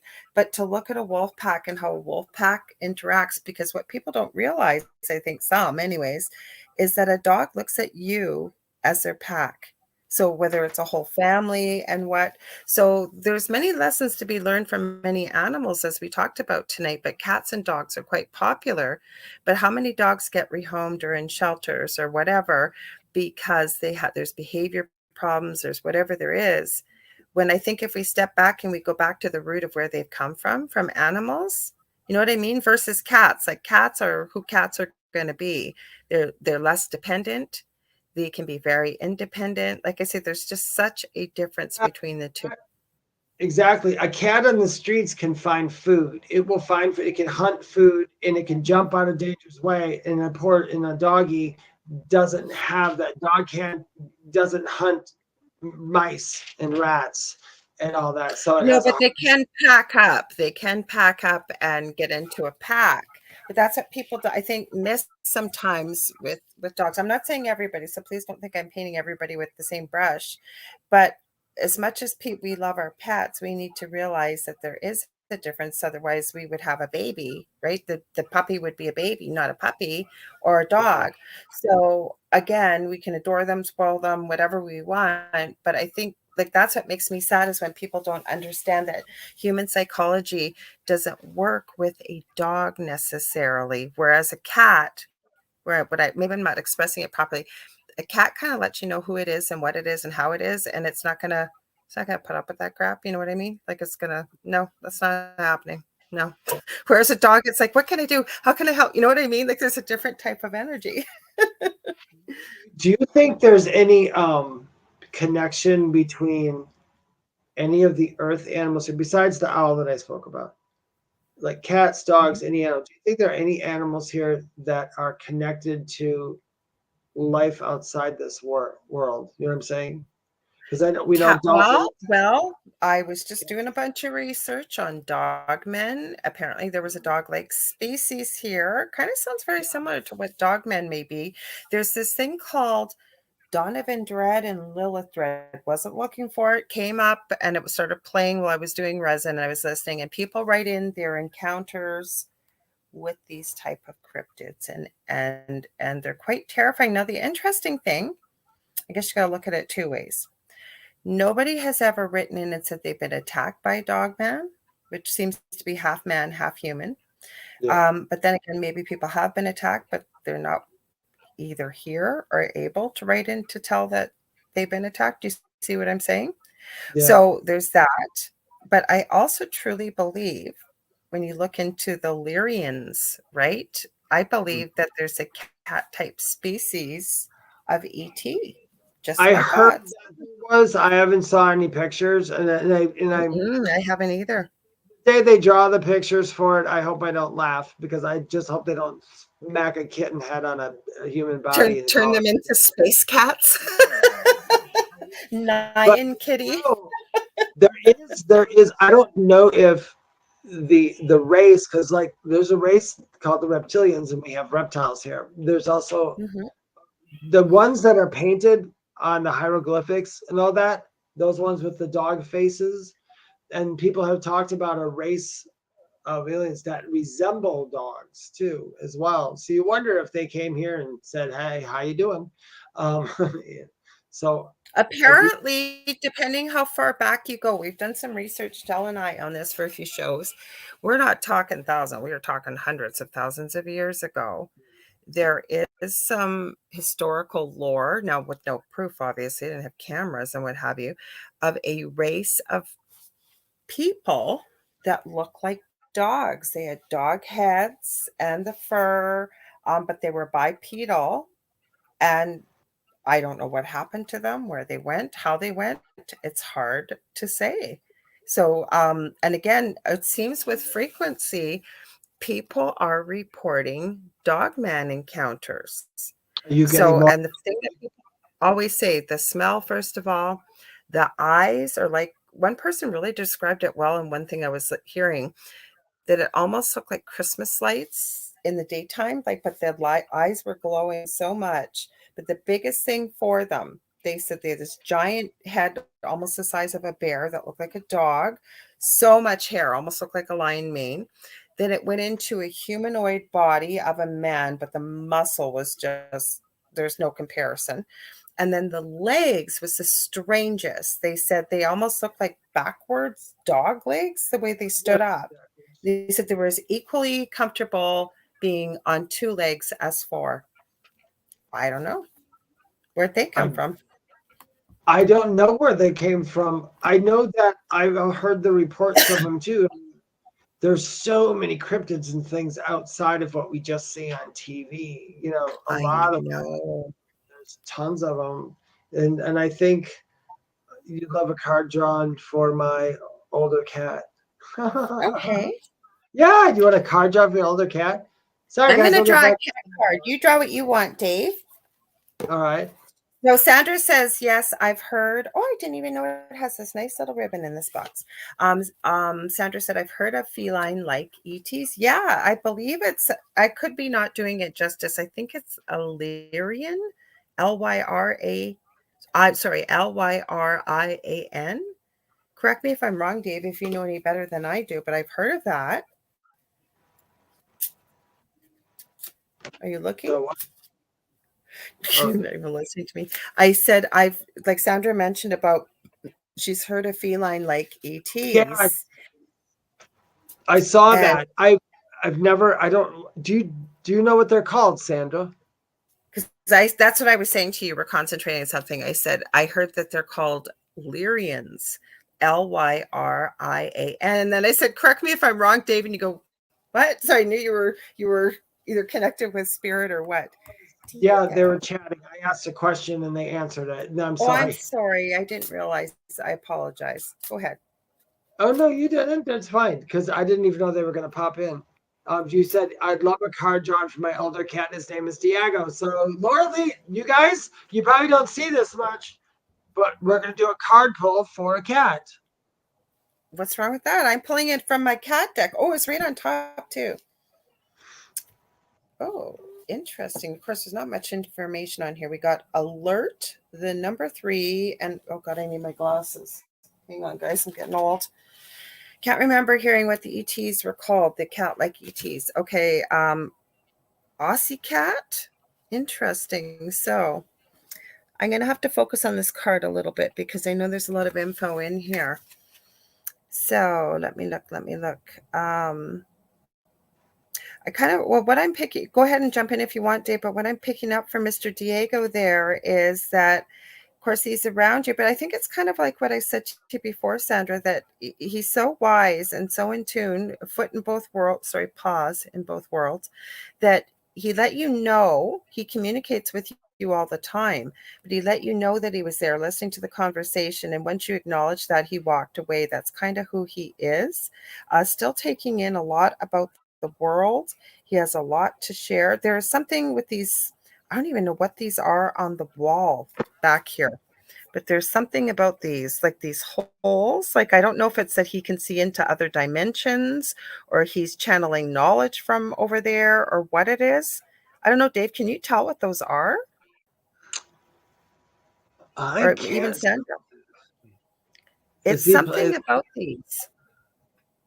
They look like they're in black and white too. And it's almost like, it's not that he's telling you that he sees the world in black and white, that he doesn't see the world in just black and white, that he's very comfortable with the shade gray, meaning kind of like upon both realms, if you will. So he's got a lot to teach you. I'm hearing also continue, if you're not already, Sandra, joining him in meditation, because he has much to share still and spend time with you with that way. I don't know if he sleeps with you or not, but if he does, yeah, continue doing that. The reason why I'm saying that, I'm just listening. I'm hearing that there's some healing that needs to take place that will definitely benefit you while you're sleeping. So I don't know if he's going to weird spots in your bed, but that's where you're needing it. And it may not even be physical. I'm feeling it's more energetic, if you will, chakra wise. So yeah, pay attention to that is basically what I'm at. And go ahead, Dave. I know you got lots. I can hear it already going on in your head. No, I'm with that card. That's the explanation I was getting for it. I do feel too. One of the cats has a little owl somewhere. He It has a doesn't what? feel. He's got an owl. It doesn't feel like emergency type of owl. He's got an owl. Did your cat jump off someplace really high and hurt one of his legs and he jumped? Sandra, is that? I don't know if you're talking about, but I keep feeling that. That's what I feel. I felt like I jumped, Maybe and that's what I'm feeling about the healing. Like it's not something. I wonder if but that's what it feels like. I don't know if that's true or not. So, Maybe she's doing Reiki with him. Okay, he joins me in meditation. Okay, sometimes he comes to bed with me and jumps down as soon as I go to sleep. Interesting. I don't know if Sandra, see if he's got like a little owl because that's what I feel. That's what I feel. That's what I'm connecting with. I almost feel like I got a little owl because I jumped, and I believe where he jumped, there was no carpeting on the floor because that's where I think he got the hour from. It looked like something slid out from under him. But anyway, it's a moot point. But what Lorilei said about the cat, I believe that card, I believe there might be some healing issues as well too with the cat. So the cat might be healing from something. I don't know what a cat would heal from, but maybe it's that little bump. I don't know. I keep feeling a Reiki connection too. Not sure about that, but he does have arthritis. He's diabetic. Okay. He has arthritis and he's diabetic. So that's where that pain is coming from. Okay, I don't know about that, but maybe that's where you're getting the healing from. Yeah, because I feel like this is something kind of energetic, but you say he jumps down when you go to sleep, Sandra. Again, he made it really clear. Like, I don't always hear messages like that, but I'm telling you, I kept hearing that when you mentioned he joined in the conversation and he left as soon as he was acknowledged. It was kind of like, yep, I'm here, I'm listening, I'm part of this, kind of like he's letting you know. But I almost feel like you're healing him as well too. So I don't know if you do Reiki or any energy work, or maybe you're not even aware you are. Many of us are natural healers. So when he joins you in meditation, yep, continue that because it's almost like both of you are healing each other. And as we get older, yep, we do get arthritis and diabetes and things like that. So you can. Not everybody will get diabetic, but cats can. I know that. And here's what I did, you guys. I pulled a card collectively. So if you're listening to this at a later date or listening to it now and this resonates for you, then it's for you. If it doesn't resonate with you, then that's cool. It's okay. But this is for everybody on here who's listening. So the card I do, which is really good, is miracles.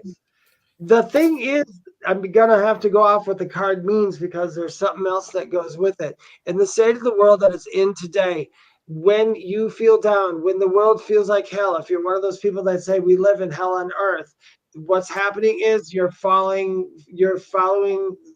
there's two main consciousnesses. You're following one consciousness that's on the more negative side, not evil. I'm just saying like really low vibe, really overly 3D.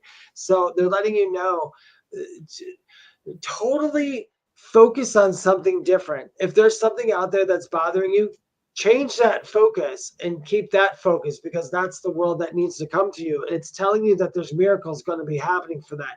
When they speak of miracles, they don't speak of water into wine or having a baby and all that stuff. They're talking about miracles happen all day long, every day. Miracles for me they come from the other side. It's the gift from the other side to someone or to a situation. That to me is what a miracle is. And it's also telling you to let the wondrous emerge because it's starting to. You just have to allow it. So for all you people out there going, well, I don't know if I can do it. It's just going to be hard, or I don't know if it's going to work out. Stop saying that. Just go for it. Because that's your ego mind doing that stuff. You can just go fix it yourself. But that's the card that Spirit picked for the collective right now. Miracles are happening. They're always happening. Watch your focus. Watch your focus. I like it. So Sandra gave us a little bit of feedback. She said, I know Reiki. He started doing it when I learned. He's very communicative. Yeah, because I feel like the two of you are healing each other. So when I said that pay attention to where he lays with you if he's in bed at night, this guy's so wise and so powerful. Like I think he can do healing just like with the communication, regardless of where he is in the house. He's so bonded with you. Is there anything else you want to add, Dave? No, I think that's absolutely perfect. Do you? I do want to ask Sandra, to anyone who knows about Reiki. Now, I do Reiki, and I and I do too. if you do Reiki on animals, you can't hold it as long as you do for human beings. And it's so funny when I first started learning that I came home and I was giving my kitty a little Reiki on his back because his I don't know why he was like a little chunky. It's just like just giving him some Reiki. I held my hand there and I just totally forgot. He jumped and flew. And I was like, I "Oh, know. sorry, Kitty." Reiki is for animals. Reiki is super strong. They Yeah. can feel that energy. A human might You not be able almost to have to feel it do it in sometimes. another room, Dave, and then you got to pay attention to their reaction. You know where I learned that? And it wasn't from my Reiki course. It was actually from therapeutic touch, which is such a misnomer because you're actually just working with the energetic field. But yeah, because animals are so sensitive and Oh, every one of their senses is so in tune. I could, as soon as you said, I could literally see the cat jumping, like it just is such, it's like an electrical jolt to them versus a human yeah, it's really being strong. wouldn't feel it the same way. Hmm. Yeah, Reiki is a very strong energy. That's why people, if you ever get a chance and somebody offers you Reiki, go do it and Take see it, what it does for you. take it. Yeah, Hmm. because it's really cool. I was Um, in labor with my second son, and my husband at the time was so sick. And his mom, that just passed away, 95, she used to be a labor and delivery nurse. And they were all going, "Oh, poor Earl, you're sick." And I'm like, "Excuse me, I'm in labor here, about to have a baby," and I get really bad back labor when I'm pregnant. It's just or in labor. It's awful. So I remember, and I used to work up on the floor. One of the nurses, she was from Britain, and she goes, "Do you want me to do therapeutic touch on me?" And I said, "I don't give a crap what you're doing me right now. I don't know. I couldn't see what she was doing, but I had no pain for an hour and a half. You can bet for darn sure I took those courses after." It's really cool. Absolutely. I love Reiki. I love Reiki. Oh, what did she Mhm. say? Do you want me Jamie to read it? says, "Yeah, go ahead."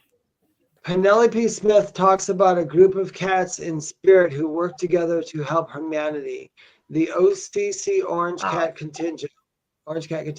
Her master, Sherman, a pretty bossy cat, is a major player. My big red too. I will send you that story. Another group of cats Yay. to raise their consciousness is called the Feline Alliance. Animal communication Oh. works with them. That's really cool. Um, anybody I listening love out there? Penelope. Yeah, anybody out there, if you have a cat or a dog, do yourself a favor. Learn how to meditate a little bit and meditate with that animal in your lap. And or a cat. If you have a cat, meditate with that cat in your lap, especially because when you get really deep in that cat, I guarantee you will get visuals from that cat. They will give them to you. They can teach us how to do that and to be quiet and go within yourself. So very That's quickly, and then we got to sign off, guys. So we'll be back next week. But Sandra said, first of all, Diego is very bonded with her, and he will let me know when he's done with the Reiki. So you want to tell people where they can find you, Dave, and then I'll sign us off? Oh, my goodness gracious. If you want to get a hold of me, you can go to my website, theywhispertome.com. It's the only place you can go to find out more about me or book a reading. I don't book readings any other way. Follow me on Instagram and TikTok at Medium David Hanzel. Same for Facebook, and I have a Facebook group called The Spirit Experience, and the YouTube that goes with it, also the same name. YouTube Spirit Experience and Facebook group The Spirit Experience. Take it away, Laura Lee. Awesome. And if you want to get a hold of me, or you guys had like the wonderful comment that we started out, not that I'm saying you have to send us comments, but I meant if you have a show idea or questions, feel free to reach out to me as well on the Angel Rock, facebook.com/the Angel Rock. And I have two groups on Facebook: Paranormal University for many of the paranormal things, Angel Rock Tribe for more of the spirituality type stuff. I have the Angel Rock on Monday night, and I'm going to be having, he's been on numerous times. He's a good friend of mine, Augie Nost. We are going to be talking about Augie's idea about this going around about people worried about the rapture coming and all this other stuff. So we're going to talk about some cool topics. And no, it's not a fear-based one. It's going to be, you know what? You'll be able to maybe calm down if you're worried a little bit about some of these topics. Anyways, you guys, we will be back same time, same space next week. Thank you so, so much. People said wonderful show as usual. Thank you all. Thank you both. Thank you for being here. And Dave, are you ready? 1, 2, 3. What's at under your bed? foot of your Oh, bed? We almost did it. I always have a delay. We screw it up. You know what we mean, folks. Let us know. You guys stay tuned. The day we get that perfectly right, we're gonna do a bunch of readings on that day. Yeah. All right. We'll see you guys next Thursday. We love you all. Have a good one. Take care.